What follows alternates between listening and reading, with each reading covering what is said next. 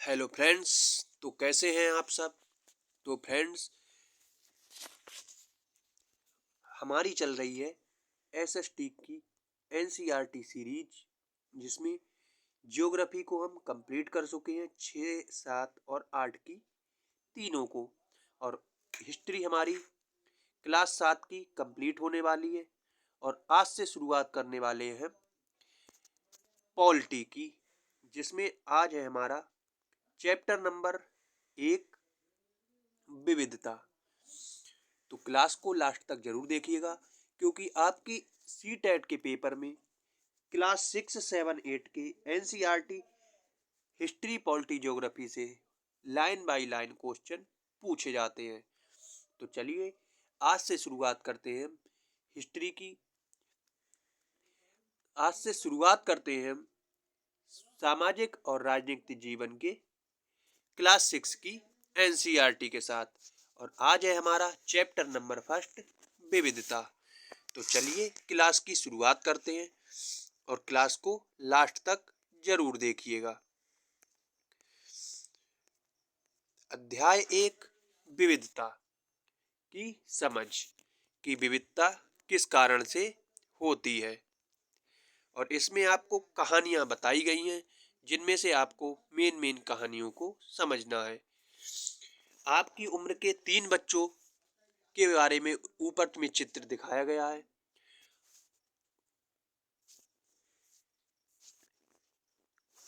खाली बक्से में आप अपना चित्र भी बना सकते हैं। क्या आपका चित्र अन्य तीनों के जैसा ही है? हो सकता है कि आपका चित्र इन तीनों से भिन्न हो और ये तीनों चित्र आपस में एक दूसरे से नहीं मिलते।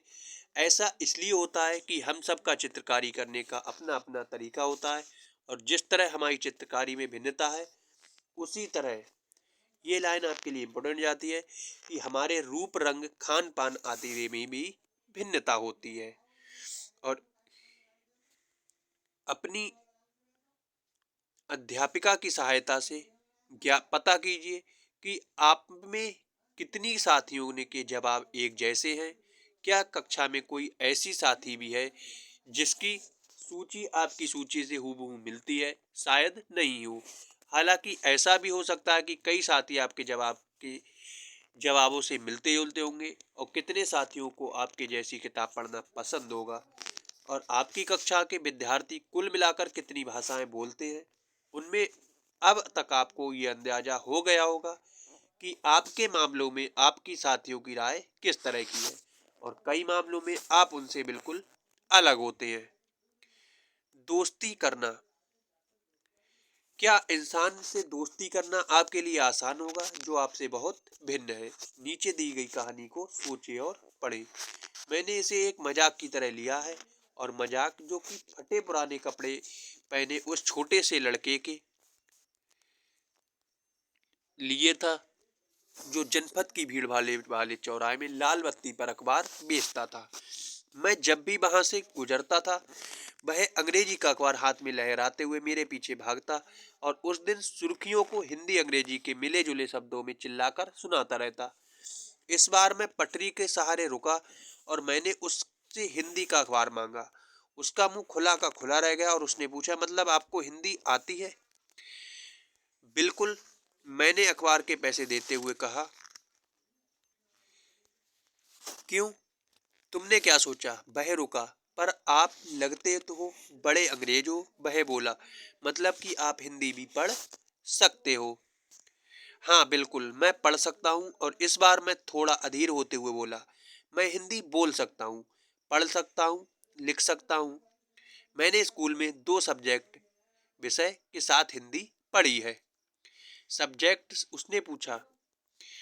जो कभी स्कूल नहीं गया उसको मैं क्या समझाता कि सब्जेक्ट क्या होता है। वह कुछ होता है। मैंने शुरू ही किया था कि बत्ती हरी हो गई और मेरे पीछे गाड़ियों के हॉर्न का शोर 100 गुना बढ़ गया। मैंने भी अब आपको ट्रैफिक के साथ आगे बढ़ने दिया।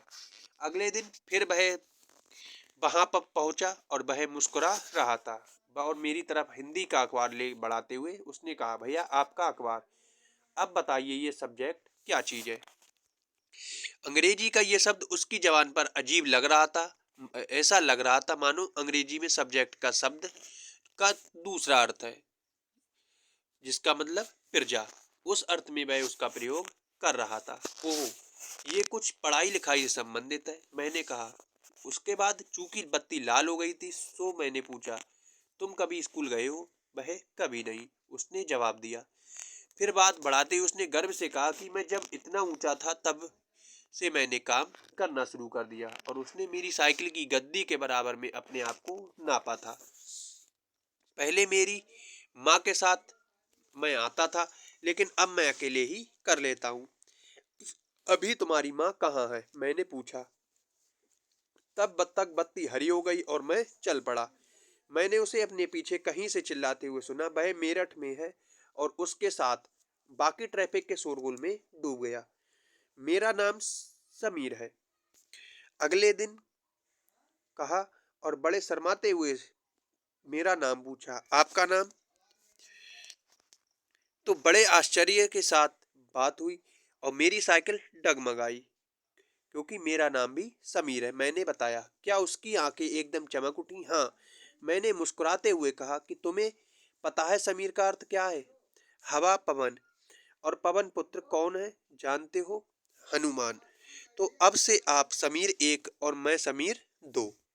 उसने खूब खुश होते हुए कहा, हाँ ठीक है। मैंने जवाब दिया और अपना हाथ आगे बढ़ाया। हाथ मिलाओ समीर दो। उसका छोटा सा हाथ मेरे हाथ में एक नन्ही सी चिड़िया की तरह समा गया, और मैं साइकिल चलाकर आगे बढ़ चुका था, पर उसके हाथ की गर्माहट अब तक महसूस कर रहा था। अगले दिन उसके चेहरे पर उसकी चिर परिचित मुस्कान नहीं थी, और मेरठ में बड़ी गड़बड़ हो गई थी। उसने कहा, वहां दंगों में बहुत लोग मारे गए। और मैंने मुख्य अखबार की सुर्खियों की तरफ देखा। बड़े बड़े अक्षरों पर लिखा था, सांप्रदायिक दंगे। लेकिन समीर, मैंने शुरू ही किया था। मैं मुस्लिम समीर हूँ। और वह बोल पड़ा, मेरे सभी लोग मेरठ में हैं। और उसकी आंखें भर आईं जब मैंने उसके कंधे पर हाथ रखा। उसने नजर ऊपर नहीं उठाई। अगले दिन वह चौराहे पर नहीं था, और ना उसके अगले दिन वह वहां दिखा, और ना फिर आगे कभी। अंग्रेजी या हिंदी का कोई अखबार मुझे नहीं बता सकता कि मेरा समीर दो आखिर गया कहाँ। जहां समीर एक को अंग्रेजी ज्यादा अच्छी आती थी, वही समीर दो हिंदी बोलता था। हालांकि दोनों की भाषाएं अलग थीं, फिर भी दोनों एक दूसरे से बात कर पाए। इन्होंने इसके लिए एक प्रयास किया, क्योंकि उनके लिए बात करना महत्वपूर्ण था। और समीर एक और समीर दो की धार्मिक व सांस्कृतिक पृष्ठभूमियां भी अलग अलग थी। जहां समीर एक हिंदू था, वहीं समीर दो एक मुसलमान था। दोनों में दोस्ती हुई, क्योंकि दोस्ती करना चाहते थे। खान पान, पहनावा, धर्म, भाषा आदि ये विभिन्नताओं के विभिन्न पहलू हैं। तो ये लाइन आपको इम्पोर्टेंट है कि खान पान, पहनावा, धर्म, भाषा आदि ये विभिन्नता के पहलू होते हैं।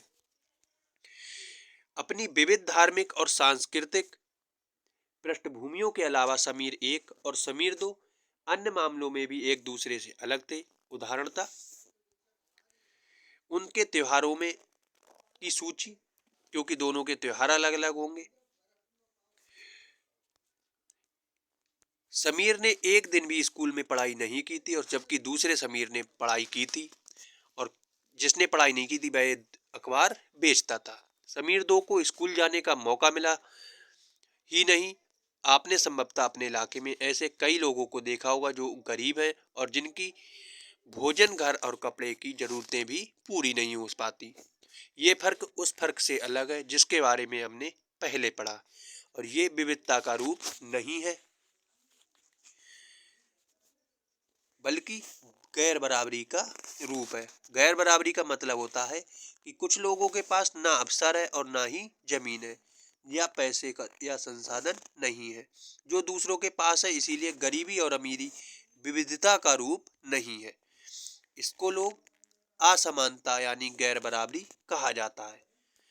जाति व्यवस्था और असमानता का एक उदाहरण है। इस व्यवस्था में समाज को अलग अलग समूह में बांटा गया है, और इस बंटवारे का आधार था कि लोग किस किस तरह का काम करते थे। लोग जिस जाति में पैदा होते थे उसे बदल नहीं सकते थे। अगर आप कुम्हार के घर में पैदा हो गई हैं तो आपकी जाति कुम्हार होगी, और आप बस वही बन सकती हैं, क्योंकि कोई व्यक्ति जाति से जुड़ा अपना कोई भी पेशा भी बदल नहीं सकता था। इसलिए उस ज्ञान के अलावा किसी अन्य ज्ञान को हासिल करना जरूरी नहीं समझा जाता था और इससे गैर बराबरी पैदा हुई थी। विविधता हमारे जीवन को कैसे समृद्ध करती है। जैसे समीर एक और समीर दो दोस्त बने, ठीक वैसे ही आपकी सहेलियां भी होंगी जो आपसे बहुत अलग रही होंगी। आपने शायद अपने घर में अलग तरह का खाना खाया होगा और जिसके साथ अलग अलग त्योहार भी मनाए होंगे। उनके कपड़े पहन कर देखो, थोड़े बहुत उनकी भाषा भी सीखी होगी। शायद आपको तरह तरह के जानवरों, चिड़िया रानियों, साहसिक घटनाओं या भूत की कहानियां पसंद होंगी। संभव है कि आपको खुद कहानी बनाना भी पसंद होगा। और एक अच्छी कहानी पढ़ने से हमेशा खुशी मिलती है। उसको पढ़कर और ज़्यादा कहानियाँ बनाने के लिए नए नए विचार मिलते रहते हैं। जो लोग कहानियाँ लिखते हैं वे विभिन्न स्रोतों, किताबों, वास्तविक जीवन और कल्पना से प्रेरणा लेते हैं। कुछ लोग जंगल में जानवरों के नज़दीक रहे और उन्होंने जानवरों की दोस्ती व लड़ाइयों के बारे में कहानियाँ लिखी। कुछ लोग अन्य लोगों ने राजा रानियों के वृतांत पढ़कर प्यार और सम्मान के किस्से लिखे। कुछ ने अपने बचपन की यादों में गोते लगाए और कुछ स्कूल और दोस्तों की मधुर यादों से निकलकर कुछ साहसी कहानियां लिखी। कल्पना कीजिए कि जिनकी कहानियां आपने सुनी या पढ़ी हैं उन सभी कहानीकारों या कहानी सुनाने वालों की एक ऐसी जगह पर रहना पड़े जहां लोग केवल दो रंग के ही कपड़े पहनते हों, लाल एवं सफेद, एक तरह का खाना खाते हों और समान रूप से केवल दो पशु पक्षी ही पालते हो, उदाहरण के लिए हिरन और कौवा, और केवल सांप सीढ़ी खेल से अपना मनोरंजन करते हो। ऐसी जगह वे कैसी कहानियां लिख पाएंगे। भारत में विविधता।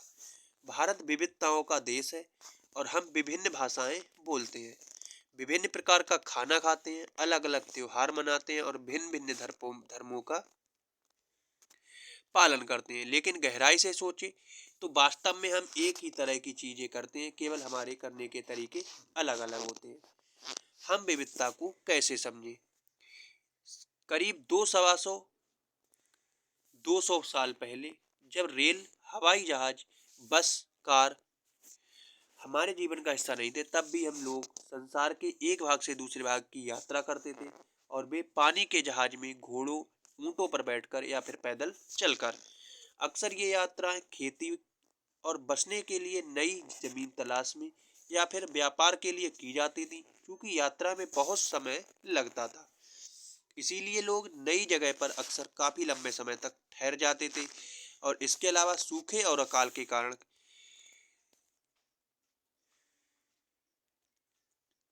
भी कई लोग अपना घर बार छोड़ दिया करते थे।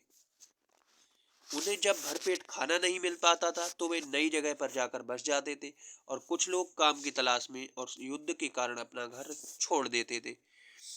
लोग जब नई जगह में बसना शुरू करते थे तो उनके रहन सहन में थोड़ा बदलाव आता था और कुछ चीजें वे नई जगह पर अपना कर लेते थे और कुछ चीजों में वे पुराने ढर्रे पर ही चलते रहते थे। इस तरह उनकी भाषा, भोजन, संगीत, धर्म आदि में नए और पुराने का मिश्रण रहता था और उनकी संस्कृति और नई जगह की संस्कृति में आदान प्रदान होता और धीरे धीरे एक मिश्रित यानी मिली जुली संस्कृति उभरती थी। अलग अलग क्षेत्रों का इतिहास देखें तो हमें पता चलेगा कि किस तरह विभिन्न सांस्कृतिक प्रभावों ने वहाँ के जीवन और संस्कृति को आकार देने में योगदान किया है। इस तरह से कई क्षेत्र अपनी विशिष्ट इतिहास के कारण विविधता संपन्न हो जाते थे। ठीक उसी प्रकार लोग अलग अलग तरह की भौगोलिक स्थितियों के में किस प्रकार सामंजस्य बैठाते हैं, उसमें भी विविधता उत्पन्न होती है। उदाहरण के लिए समुद्र के पास रहने में और पहाड़ी इलाकों में रहने में बहुत बड़ा फर्क है। न केवल वहाँ के लोगों के कपड़ों और खान पान को की आदतों में फर्क होता है, बल्कि जिस का काम वे करेंगे वे भी अलग होंगे। शहरों में अक्सर लोग ये भूल जाते हैं कि उनका जीवन उनके भौतिक वातावरण से किस तरह गहराई से जुड़ा हुआ है और ऐसा इसीलिए कि शहरों में लोग बिरले ही अपनी सब्जी या अनाज उगाते हैं।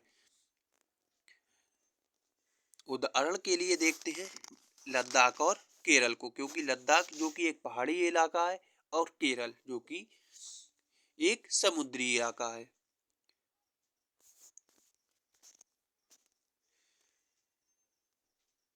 बात करते हैं लद्दाख की।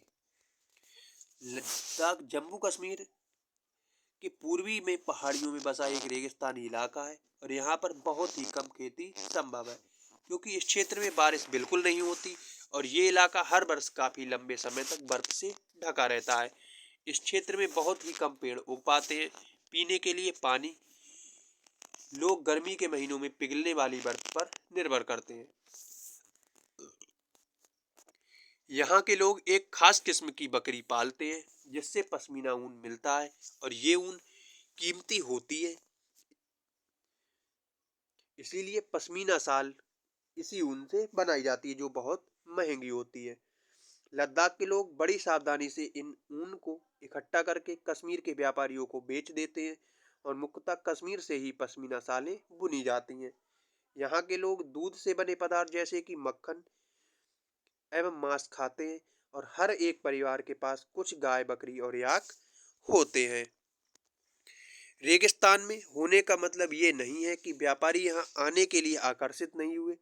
लद्दाख तो व्यापार के लिए एक अच्छा रास्ता माना गया है, क्योंकि यहाँ कई घाटियाँ हैं जिनसे गुजरकर मध्य एशिया के काफिले उस इलाके में पहुँचते हैं जिसे आज तिब्बत भी कहा जाता है।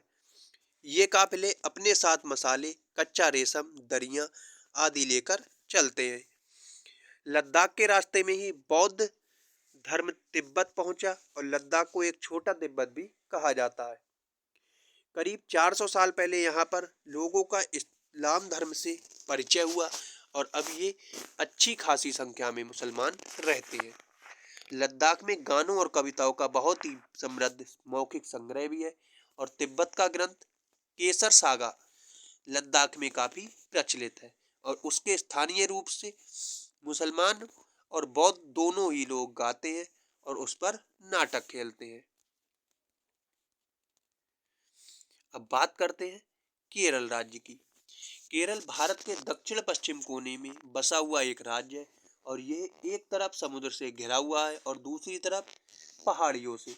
इन पहाड़ियों पर विविध प्रकार के मसाले जैसे कि काली मिर्च, लौंग, इलायची आदि उगाए जाते हैं और इन मसालों के कारण ये क्षेत्र व्यापारियों के लिए बहुत ही आकर्षक बना रहता है। सबसे पहले अरबी एवं यहूदी व्यापारी केरल आए और ऐसा माना जाता है कि ईसा मसीह के धर्मदूत संत थॉमस लगभग 2000 साल पहले यहाँ आए थे। भारत में ईसाई धर्म लाने का श्रेय उन्हीं को दिया जाता है और अरब से कई व्यापारी यहाँ पर आकर बसे, जिनमें इब्न बतूता ने, जो करीब 700 साल पहले यहाँ पर आया और उसने यात्रा वृत्तांत में मुसलमानों के जीवन का विवरण देते हुए लिखा है कि मुसलमान समुदाय की यहाँ बड़ी इज्जत हुआ करती थी। वास्को डी गामा पानी के जहाज से यहाँ पहुंचे तो पुर्तगालियों ने यूरोप से भारत तक का समुद्री रास्ता जान लिया और इन सभी ऐतिहासिक प्रभावों के कारण केरल के लोग विभिन्न धर्मों का पालन करते थे, जिनमें यहूदी, इस्लाम, ईसाई, हिंदू, बौद्ध धर्म शामिल थे। चीन के व्यापारी भी केरल आए और यहाँ पर मछली पकड़ने के लिए जो जाल इस्तेमाल किया जाता है वे चीनी जालों से हूबहू मिलते हैं और उन्हें चीना वाला कहा जाता है। जैसा कि आप देख सकते हैं ये लगा हुआ पानी में जाल।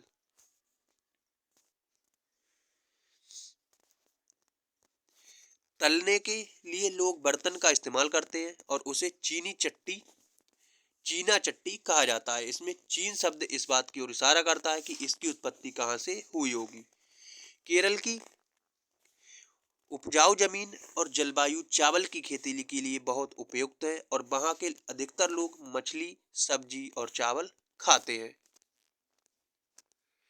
जहाँ केरल और लद्दाख की भौगोलिक स्थितियाँ एक दूसरे से बिल्कुल अलग हैं, वहीं हम ये भी देखते हैं कि दोनों क्षेत्रों में इतिहास में एक ही प्रकार के सांस्कृतिक प्रभाव हैं। दोनों ही क्षेत्रों को चीन और अरब से आने वाले व्यापारियों ने प्रभावित किया और जहां केरल की भौगोलिक स्थिति ने मसालों की खेती संभव बनाई, वहीं लद्दाख की विशेष भौगोलिक स्थिति और ऊन ने व्यापारियों को अपनी ओर खींचा था। इस तरह पता चलता है कि किसी भी क्षेत्र के सांस्कृतिक जीवन का उसके इतिहास और भूगोल से प्राय गहरा रिश्ता होता है। और विविध संस्कृतियों का प्रभाव केवल बीते हुए कल की बात नहीं है, वर्तमान में भी आधार ही काम के लिए एक जगह से दूसरी जगह जाना पड़ता है। हर एक कदम के साथ हमारे सांस्कृतिक रीति रिवाज और जीने का तरीका धीरे धीरे उस नए क्षेत्र का हिस्सा बन जाता है जहां हम पहुंचते हैं। ठीक इसी तरह अपने पड़ोस में हम अलग अलग समुदायों के लोगों के साथ रहते हैं और रोजमर्रा के जीवन में हम मिलजुल कर काम करते हैं और एक दूसरे के रीति रिवाजों और परंपराओं को में घुल मिल जाते हैं। विविधता में एकता। भारत की विविधता या अनेकता को उसकी ताकत का स्रोत माना जाता है। और जब अंग्रेजों का भारत पर राज था तो विभिन्न धर्म, भाषा और क्षेत्र की महिलाओं और पुरुषों ने अंग्रेजों के खिलाफ मिलकर लड़ाई लड़ी थी और भारत के स्वतंत्रता संग्राम में अलग अलग परिवेशों के लोग शामिल थे और उन्होंने एकजुट होकर आंदोलन को इकट्ठा किया। इकट्ठे में जेल गए और अंग्रेजों का अलग अलग तरीकों से विरोध किया। अंग्रेजों ने सोचा था कि वे लोग भारत के फूट डाल सकते हैं क्योंकि उनमें काफी विविधताएं हैं और इस तरह उनका राज चलता रहेगा, मगर लोगों ने दिखला दिया कि वे एक दूसरे से चाहे कितने भी भिन्न हों, अंग्रेजों के खिलाफ लड़ी जाने वाली लड़ाई में वे सब एक थे। ये गीत अमृतसर में जलियांवाला बाग हत्याकांड के बाद गाया गया था और इस हत्याकांड में एक जनरल ब्रिटिश उन शांतिप्रिय निहत्थे लोगों पर खुलेआम गोलियां जलवा देता है जो कि जनरल डायर था और जो बाग में इकट्ठे होकर सभा कर रहे थे। हिंदू महिला पुरुष, हिंदू मुसलमान सिख जाने कितने लोग मारे गए थे जो अंग्रेजों की पक्षपातपूर्ण नीति का विरोध करने के लिए जमा हुए थे और उसमें से बहुत सारे लोगों की जानें चली गई और उससे भी ज्यादा लोग घायल हुए और ये गीत उन्हीं शहीदों की याद में गाया गया था। स्वतंत्रता संग्राम के दौरान उभरे गीत और चिन्ह विविधता के प्रति हमारा विश्वास बनाए रखते थे। और क्या आप भारतीय झंडे की कहानी जानते हैं? स्वतंत्रता संग्राम के दौरान ही भारतीय झंडे की परिकल्पना की गई थी और इस झंडे को सारे भारत के लोगों ने अंग्रेजों के खिलाफ इस्तेमाल किया था। जवाहरलाल नेहरू ने अपनी किताब भारत की खोज में लिखा है कि भारतीय कोई बाहर से थोपी गई चीज नहीं है, बल्कि ये बहुत गहरी है जिसके अंदर अलग अलग तरह के विश्वास और प्रथाओं को स्वीकार करने की भावना है। इसमें विविधता को पहचाना और प्रोत्साहित किया जाता है और ये नेहरू ही थे जिन्होंने भारत की विविधता का वर्णन करते हुए अनेकता में एकता का हमें विचार दिया था। और ये गाना कौन सा था कि दिन खून के हमारे प्यारे ना भूल जाना, खुशियों में हमें अपनी हम पर आंसू बहा के जाना।